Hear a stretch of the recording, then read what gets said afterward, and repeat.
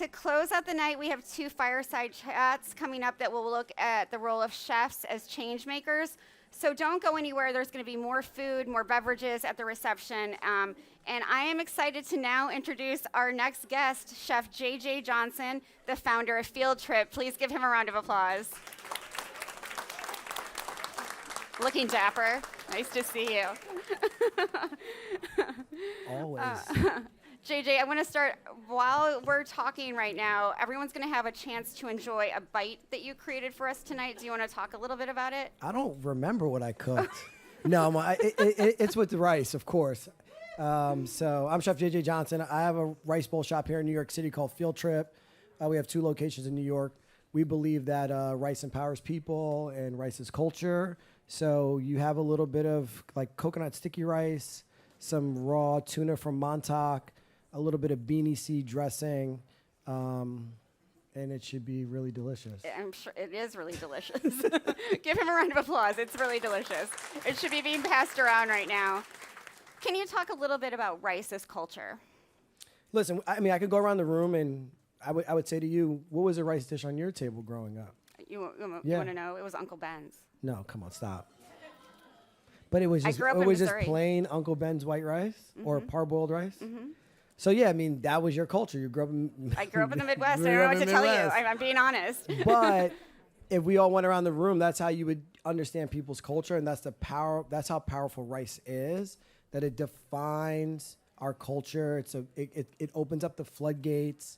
It tells you about people. I always say, like, if you're traveling somewhere, start with rice. Yeah. So if you're going to West Africa, start eating jollof. If you're going to India, start eating biryani. If you're going to California, start eating California white rice. Like, that's where it's from. And that's the beauty of it. And Field Trip's just a safe space for everybody. We started in Harlem. Everything is under $17. We buy rice directly from farmers. That's what we do. That's awesome. Thank you. You've been really vocal about chefs taking action on the climate crisis, and I wonder how you became interested in these issues. I'm sure it's from seeing things on the ground and just being a concerned person, but can you share with us? You know, I look at the food space a little differently, like as a business owner. Also, is like the reason why America's rich or the wealthiest nation is because of agriculture, right? And I think we've lost that in our steps, especially right now. Right. And when you start to see that you can't get, wild salmon anymore, as a chef, you have to be concerned. Or if you can eat strawberries all year round, like that's kind of pointless. Right. So I started to dig a little bit deeper in my soul as a chef and also as a consumer feeding young kids, like my children, saying like, why don't I start having a voice? Why don't I start knocking on doors?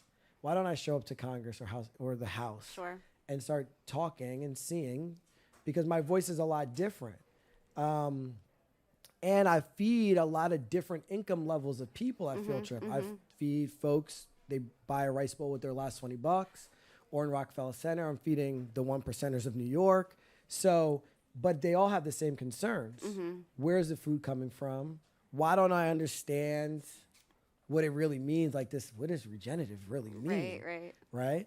Or why do my eggs cost so much money, but then you're telling me your eggs are $5.69, but my eggs are $5.69. They used to be $1.99. You had trash eggs, that's why. So I start to dig into there, and I'm trying to let people know that you should eat differently.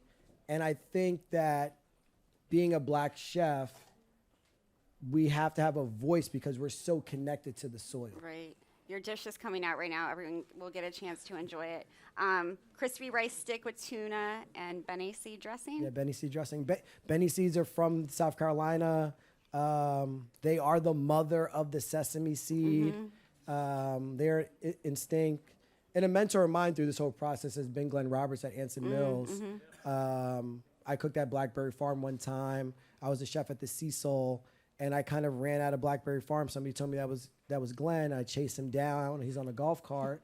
And I was like, hey, Glenn, do you know about this rice grain called glamarima from West Africa? And he like stops his cart. He sits down. He's like, what do you know about that?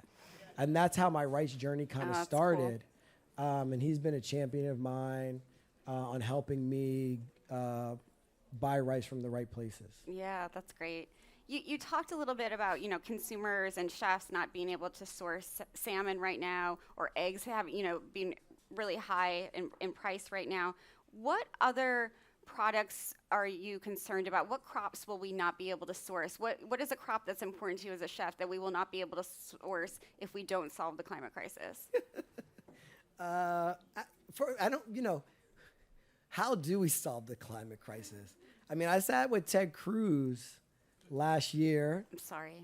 And it's like, JJ, climate? I mean, it just gets hot sometimes. It just gets cold sometimes.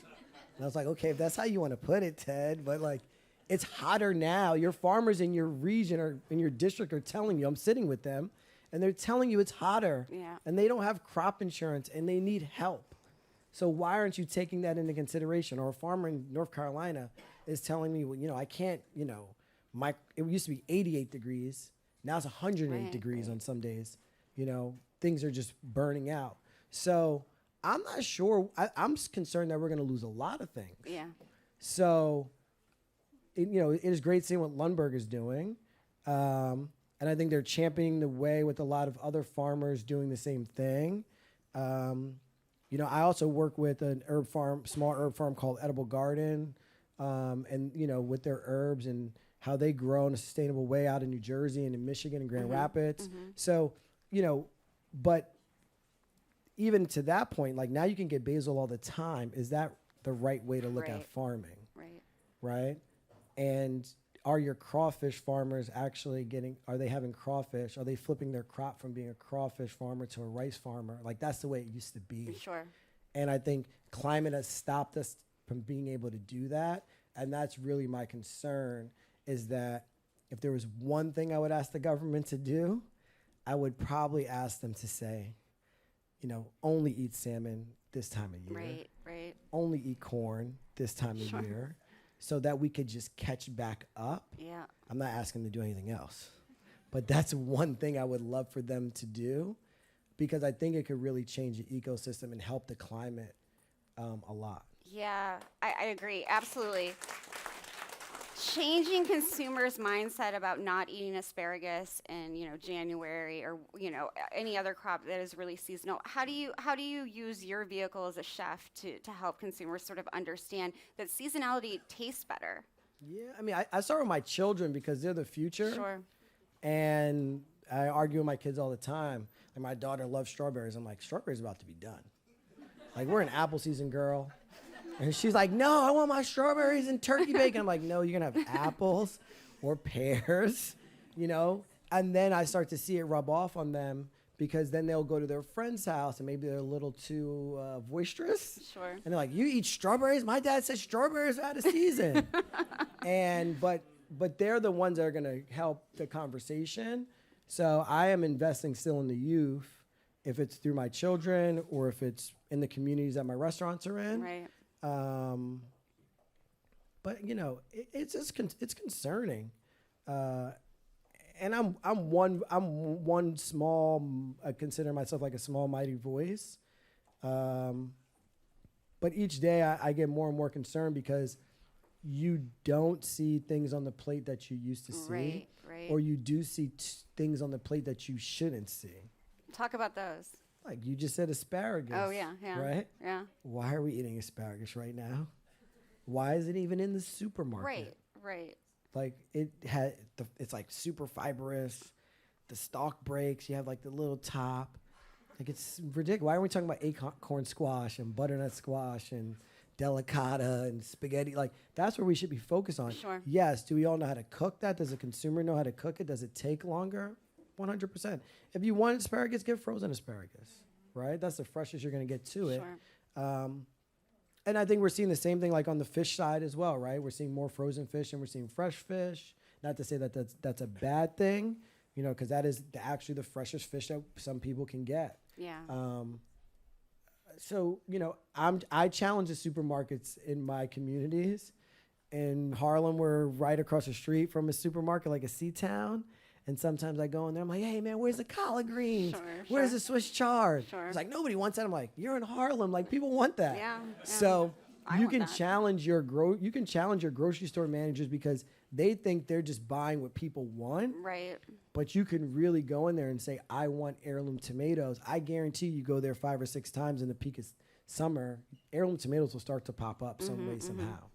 We've been talking a lot about collaboration and partnership tonight, and for chefs to be able to cook seasonal foods for consumers to be able to buy them, you need to build those partnerships with local farmers and get them into the retail space. How do you do that? How do you build those relationships?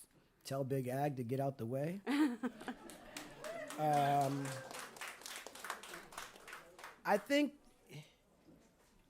Chefs have been supporting small farmers. Every chef in the country is supporting a small farmer. Even if you work in a 100 location restaurant or more, you're supporting some small farmer at some point, and you might have made that farmer a big farmer. I think now you're starting to see farmers paying attention, or people in the CPG space paying attention to, okay, if I'm coming out with a sauce, and let's say I'm coming out with a barbecue sauce, okay, who can I get my sugar from? Who can I get my ketchup from? Who through all the steps? And then that's how you empower a small farmer, because now they're going to help you produce this product, and then maybe you then can get into the supermarket. And that's how I think of like collaboration versus just having your recipe. You show up to the co-packer, and then they source it from a price perspective. But you might get the same price if you called a farmer that you know or heard of to help you make that product. Right. And for me, that's how I look at collaboration from a chef perspective. As more and more chefs are getting into the CPG space or products in general.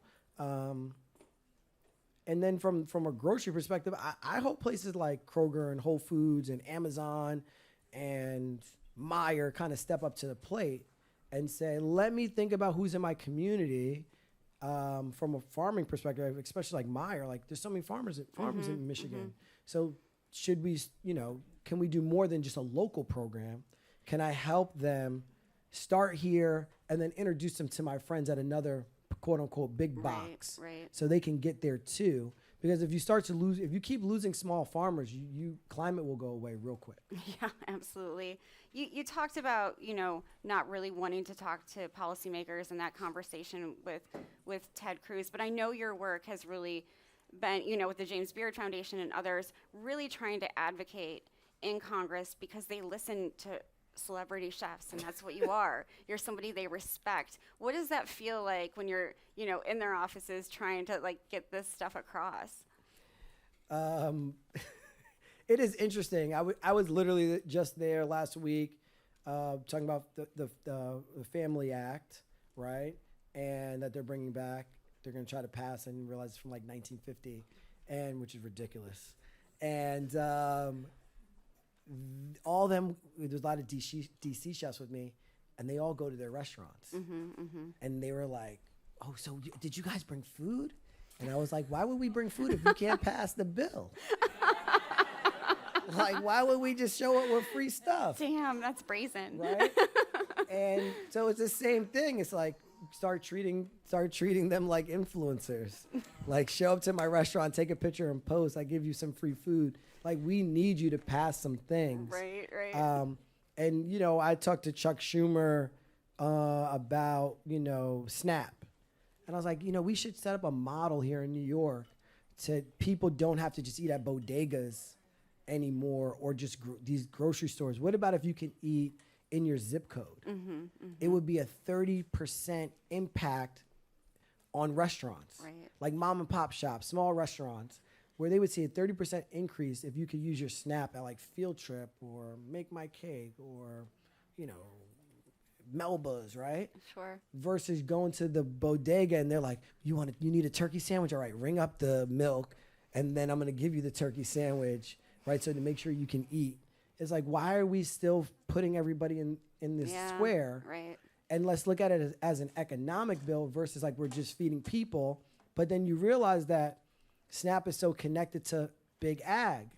So it's like you're giving them the money to then go into the grocery store to buy what they're producing. And that's a way from a collaboration to be like, okay, if I slide in now small agriculture, they become big agriculture and climate gets better. We then produce food that's better for people. Right.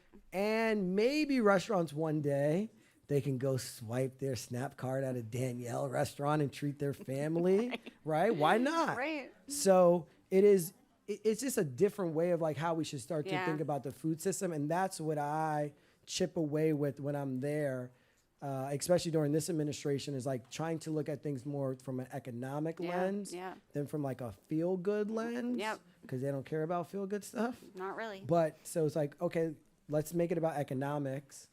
And then maybe they will pass it. And then maybe it will benefit everybody here. Yeah, that's such a smart way to think about it. We should all sort of be following your lead on that. I feel like our whole conversation has been a call to action, but in this minute we have left, anything you want this audience to take away and do tomorrow when they wake up? I don't know. This audience are the people that are doing things. If it's in their small communities or they're in their large communities, they are changing the way people eat. I see friends in the crowd. I see people I admire. I just think keep doing what you do. People listening online who might not know, People listening online that don't know, don't give up. Don't think you don't have a voice. And I think starting at the community level is really key. Like if you live in a city, get on your community board, show up to the community meetings, figure out why the farmers markets are only one day a week, figure out why those farmers are there. Maybe you don't want those farmers there. I don't know, right? But I learned that in Harlem. I go to a community board meeting once a month just to see what's going on in my community, because then you're trying to figure out why things aren't happening and the wrong people are showing up. And the right people are at home trying to fight the big battles, but you can start with the little battles right in your community. Yeah, start at home. Give it up for Chef J.J. Johnson. Thank you so much. Appreciate you being here.